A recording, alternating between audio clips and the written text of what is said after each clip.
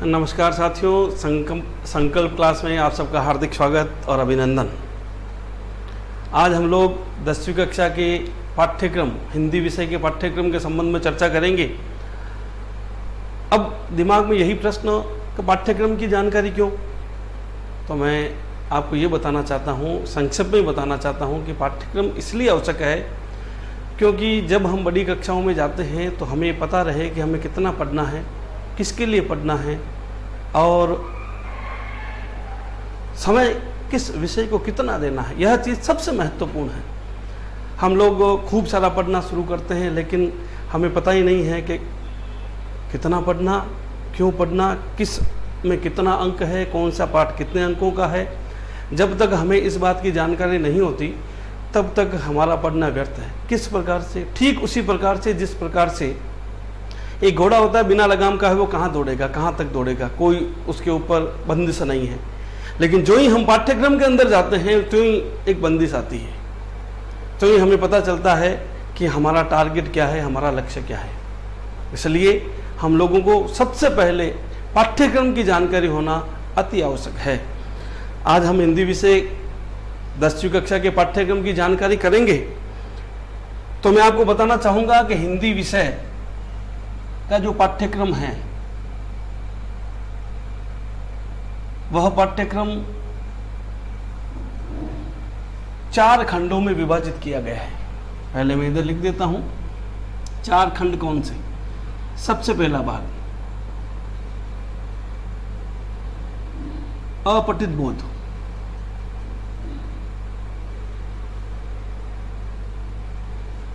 दूसरा भाग रचना,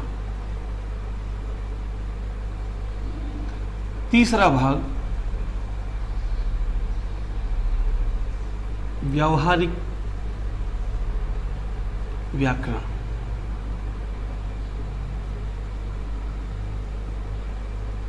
और चौथा भाग अपनी जो पाठ्य पुस्तक है क्षितिज।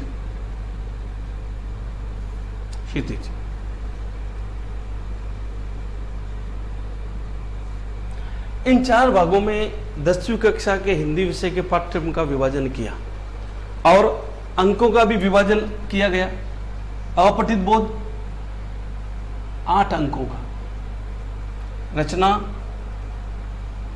12 अंकों की, व्यवहारिक व्याकरण 12 अंकों का, और पाठ्यपुस्तक जो क्षितिज है वो सर्वाधिक अंक 48 अंक, कुल मिला के 80 अंक हो गए। इस प्रकार से 4 खंडों में अपने हिंदी विषय के पाठ्यक्रम को विभाजित किया गया। अब हम इसके पाठ्यक्रम का विस्तार से थोड़ा सा अध्ययन करेंगे ताकि आपको ये पता चल जाए कि किस प्रकार से कितने कितने प्रश्न आते हैं और कितने कितने अंकों के प्रश्न आते हैं। इस बात की भी आपको जानकारी होनी चाहिए। सबसे पहले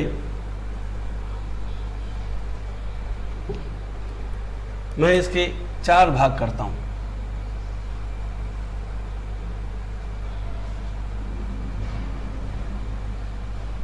और 4 पहले इन 2 का प्रथम खंड,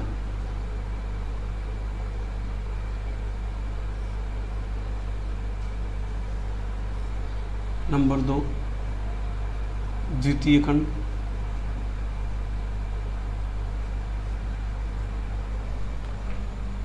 नंबर तृतीय खंड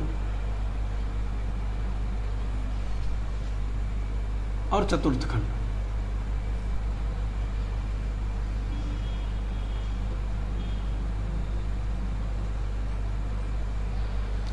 इस प्रकार से इन 4 खंडों का विभाजन और इनका थोड़ा सा विस्तार से अध्ययन करें। जैसे मैंने आपको कहा था कि प्रथम खंड अपठित बोध।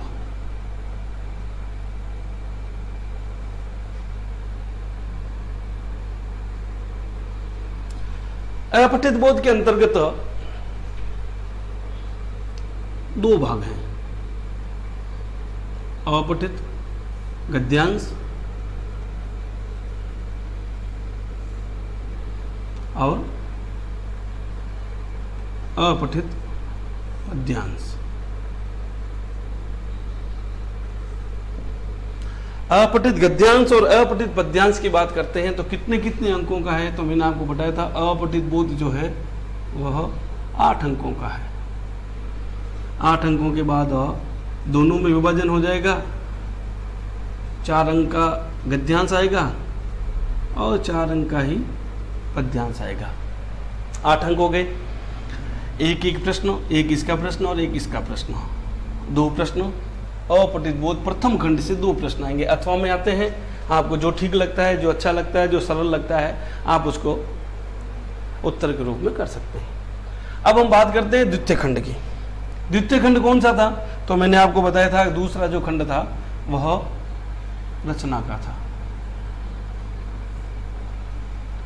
रचना के खंड में एक भाग निबंध का और दूसरा जो भाग था, एक भाग किसका था, निबंध का, दूसरा जो भाग था वह है पत्र लेखन।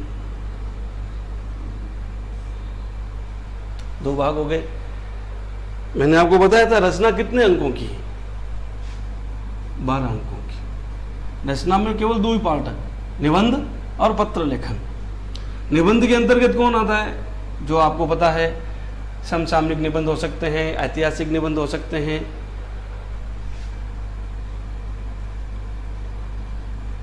आठ अंकों का, ये भी विकल्प में आएगा। इसके भी बिंदु दिए रहते हैं, उन बिंदुओं को ध्यान में रखते हुए करना होता है। पत्र लेखन की बात करें, 4 अंकों का। अब इन पत्र लेखन को भी 2 भागों में बांटा हुआ है। 2 प्रकार के पत्र, नंबर 1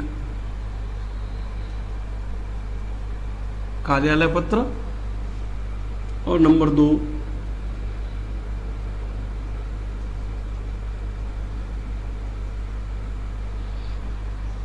व्यवहारिक पत्र।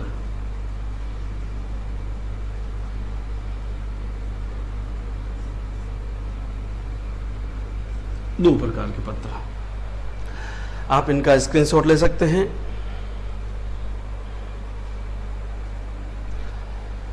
इस व्यवहारिक पत्र को व्यावसायिक पत्र,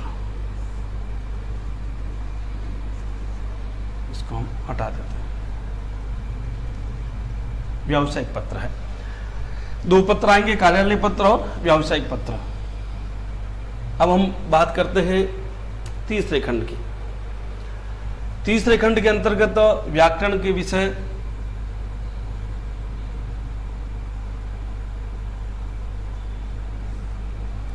व्याकरण के विषय आएंगे। व्याकरण के विषय में कौन कौन से टॉपिक हैं? नंबर 1 क्रिया, नंबर 2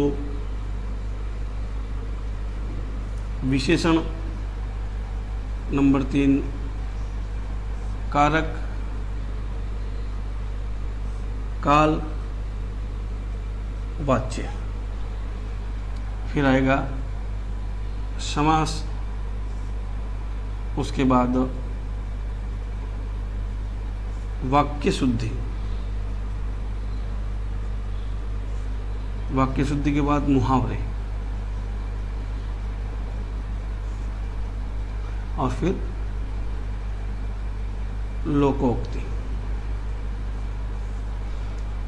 तो कुल कितने पद, कितने चैप्टर हो गए? 1 2 3 4 5 6 7 8 9। अंक कितने हैं? हम लोगों ने देखा ही था, व्याकरण के अंक हैं 12। क्रिया और विशेषण दोनों मिला के 2 अंकों का, कारक, काल, वाच्य 3 है, 3 अंकों का, समास 2 अंकों का, वाक्य शुद्धि 2 अंकों का, मुहावरे 2 अंकों का, लोकोक्ति 1 अंक की। तो आप देख सकते हैं 2 3 5 6 7 8 9 10 11 1 12, कुल कितने अंक हो गए? 12 अंक हो गए। आप इसका स्क्रीनशॉट लीजिए।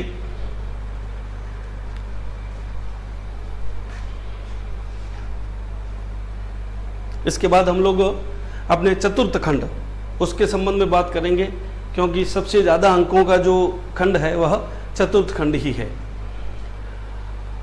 आप हमारे चैनल को लाइक कीजिए, सब्सक्राइब कीजिए और सब्सक्राइब के पास जो बेल आइकन है उसे भी बजाइए।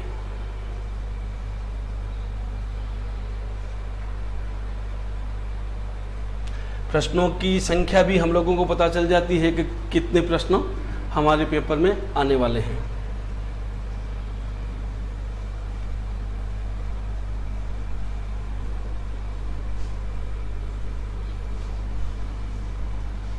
अब हम बात करते हैं अपना जो चतुर्थ खंड है, जो सबसे बड़ा है, सबसे ज्यादा अंकों का है।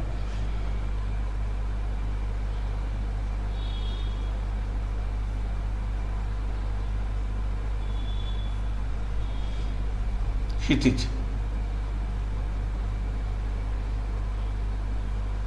अपनी पाठ्य पुस्तक कुल अंक 48। क्षितिज की बात आ गई तो इसके दो पार्ट हैं, गद्य और पद्य। प्रश्नों के जो प्रकार हैं वो प्रश्न किस प्रकार के आने वाले हैं, तो इधर मैं प्रश्न के प्रकार लिख रहा हूं। व्याख्या संबंधी प्रश्न,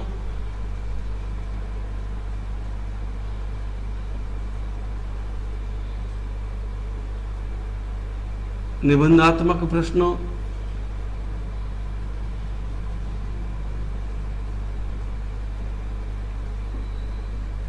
लघुत्तरात्मक प्रश्न,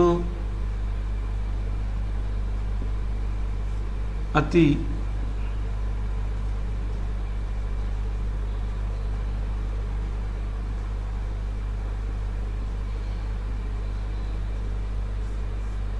लघुत्तरात्मक प्रश्न और उसके बाद लेखक व कवि से संबंधित प्रश्न, और अंत में जो आएगा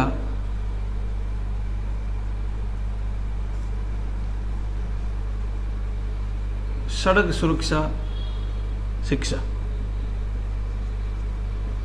ये इस प्रकार के प्रश्न आने वाले हैं। अब ये प्रश्न कौन से, कितने प्रश्न कितने अंकों के, यह ज्यादा महत्वपूर्ण है हम लोगों के लिए। व्याख्या से संबंधित दो प्रश्न आते हैं।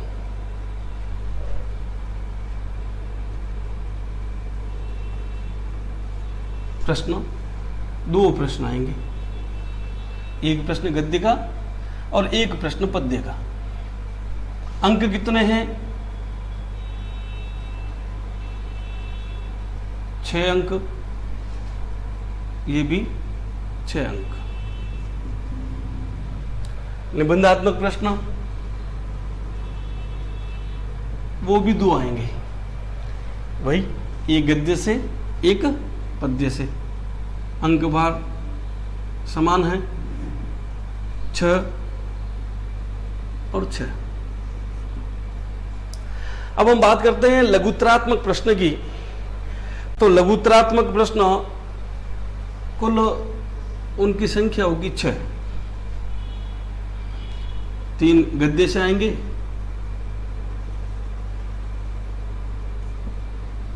और 3 ही पद्य से आएंगे। प्रश्न अब आप देख ही रहे हैं, अंक भार कुल प्रश्न 6 हैं, तो 3 गद्य से और 3 पद्य से, प्रत्येक प्रश्न 2 अंकों का। अति लघुत्तरात्मक की बात करते 4 प्रश्न होंगे। 2 प्रश्न 1-1 अंक का गद्य से और 2 पद्य से। लेखक और कवि की बात करते हैं तो 2 प्रश्न आएंगे। अब 2 प्रश्न आएंगे तो 1 प्रश्न गद्य से और 1 प्रश्न पद्य से। अंक भार आपको दिख ही रहा है, आप बड़ी आसानी से अंकों को देख सकते हैं। यानी एक लेखक का परिचय देना है, एक कवि का देना है, दोनों ही 2-2 अंक हैं। अब हम बात करते हैं सड़क सुरक्षा की। ये कॉमन है, गद्य पद्य की बात नहीं है, कॉमन है। तो इस कॉमन वाले पाठ्यक्रम कॉमन वाले प्रश्न को मैं यहाँ लिख देता हूँ, कुल मिला के 4 अंक। एक प्रश्न सड़क सुरक्षा से संबंधित पूछा जाता है। अब हम अंकों की बात करते हैं तो यहाँ आप लोग देखेंगे कि गद्य में से 6, 6, 12, 6, 18 और 4, 20। वैसे ही 6, 6, 12, 6, 18, 2, 20, 2, 22 समझ आता हूँ। यहाँ 22 और यहाँ भी 22, 2 अंक ज़्यादा कम कर लिए थे मैंने। तो 22 और 22 ये हो गए। और उसके बाद एक प्रश्न जो आता है वह आता है सड़क सुरक्षा शिक्षा से संबंधित 4 अंकों का। तो कुल मिला के अपने अंक हो गए 48। हमें पता भी चल गया कि कितने कितने प्रश्न जो हमारे आने वाले हैं, गद्य में से कितने हैं, पद्य में से कितने हैं, कौन कितने अंकों का आने वाला है, वो सब पता चल गया। 22 अंकों की गद्य है, 22 अंकों की पद्य है, और सड़क सुरक्षा शिक्षा का 4 अंकों का जो प्रश्न है वह प्रश्न आपके आने वाला है। कुल मिला के 48। तो आप लोगों ने देखा कि अपने कुल प्रश्न जो हुए थे वह प्रश्न 80 अंकों के हुए थे। तो इस प्रकार से हम अपने पाठ्यक्रम को ध्यान में रखकर अपना अध्ययन बड़ी सरलता से प्रारंभ कर सकते हैं। और क्या पढ़ना है मैंने बताया था, व्याख्या, निबंधात्मक प्रश्न कितने आने वाले हैं, लघुत्तरात्मक प्रश्न कितने आने वाले हैं, उन प्रश्नों की संख्या भी हमें पता चल गई। तो हम आसानी से अपने विषय को पढ़कर अच्छे अंक प्राप्त कर सकते हैं। हमारे चैनल को लाइक कीजिए, सब्सक्राइब कीजिए, और आपके किसी भी प्रकार की कोई भी समस्या है तो कमेंट बॉक्स में लिखिए ताकि उसका समाधान वहीं आपको करवा दिया जाए। धन्यवाद। जय हिंद।